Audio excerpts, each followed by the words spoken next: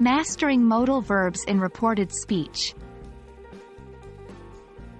Hello, English learners. Today we're diving into the world of modal verbs in reported speech. This topic is a cornerstone of English grammar, and mastering it can greatly enhance your language skills.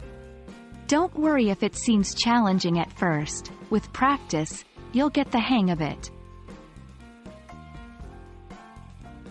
Before we delve into reported speech, let's quickly revisit modal verbs. Modal verbs are special types of verbs that express necessity, possibility, permission, or ability. They include can, could, may, might, shall, should, will, would, and must.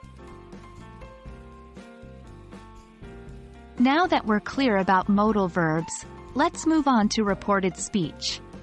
Reported speech, also known as indirect speech, is a way to share what someone else has said without quoting them directly. It requires certain changes in sentence structure and verb tenses, especially when it comes to modal verbs.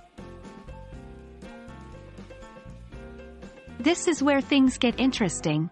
When we shift from direct to reported speech, modal verbs often change. Here are some common transformations. Can usually becomes could. May usually becomes might. Will usually becomes would.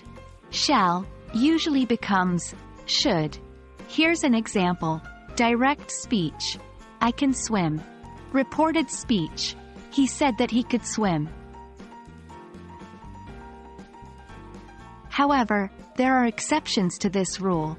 The modal verb, must, doesn't typically change in reported speech, and could, would, might, and should usually stay the same. For instance, direct speech. You must be home by 10 p.m. Reported speech. She said that you must be home by 10 p.m.